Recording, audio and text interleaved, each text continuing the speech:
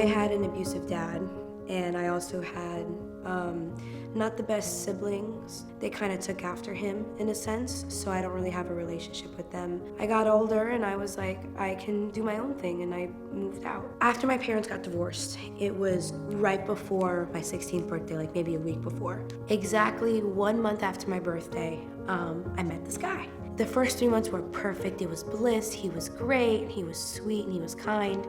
And then I remember he started to become aggressive. He raped me. That opened up that door to me being like, I'm already damaged. You know, like I didn't see a point in waiting. When I met my child's father, I was kind of being the rebellious child. I didn't go like crazy, but I definitely like was frivolous and careless with it and just did whatever I wanted with different guys. And so when I met him, that's what I was doing, and I wasn't being smart about it. And I got pregnant because of how early I was. Online it said I could just take a pill. I could take 2 pills and it would be over and done with. When I was looking it up, I was like, I'm petrified because I didn't think I would be doing this. My first instinct was, okay, I currently don't have a job.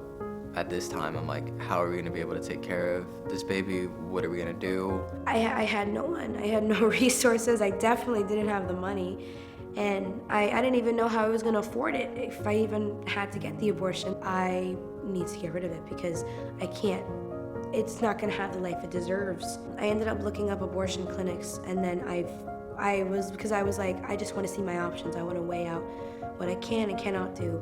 And I actually came across First Coast Women's Services on Apple Maps. They were really nice to me. They were the only place willing to get me an appointment that same day or the day after. I started going to ultrasounds with her and like doctor's appointments and stuff.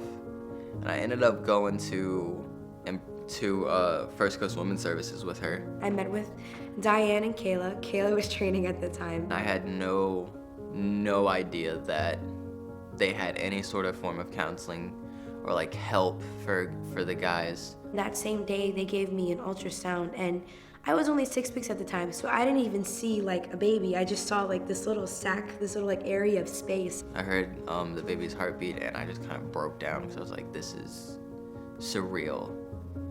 Like this is almost something that we missed out on.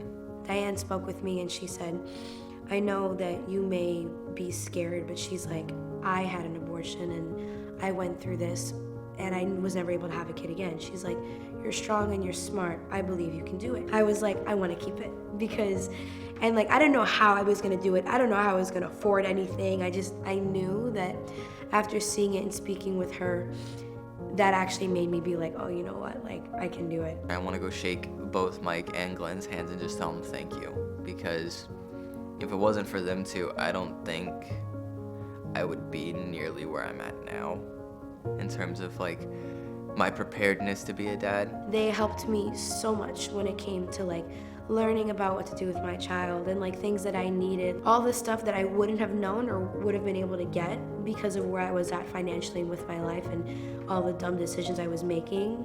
It was amazing to be able to have access to that. I started reading the Bible almost every night. I started praying with my fiance. It kind of brought me closer to what I've always wanted in terms of, you know, having a relationship with Christ, having that connection, because it's felt like that's always been something I've been missing. I'm excited to meet her. I'm so excited to meet her.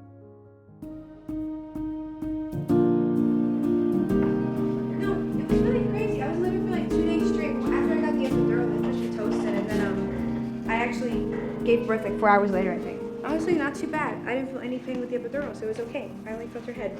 Well, that's a blessing. So it's been awesome to see Catherine become a mom and Anthony become a dad.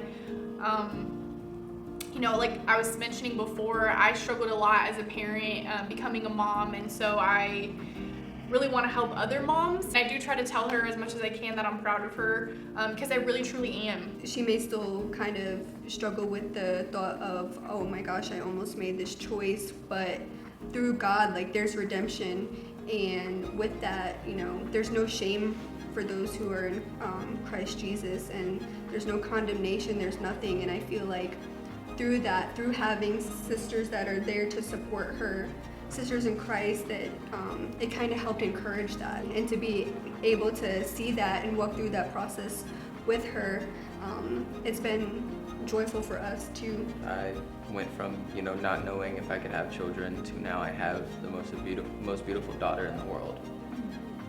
And I'm very grateful for the chance that God gave me in order to have my child. So no, I can't imagine where I'd be without her. After I gave birth to her, I just remember crying on the delivery table because I saw her and she was beautiful. Like, she just came out, and I didn't think I was ever going to be able to do that. Like, I feel ashamed for even having that thought because she is so precious, and it's not my choice. It's a life. It's not a game. It's not like a toy or something you break that you can replace it. It's a life, and they don't come by very often. So even though I really, really wanted to be like, I'm just gonna get rid of it and nobody will have to know, like no one in my family would have known, I decided to keep it because it's a life.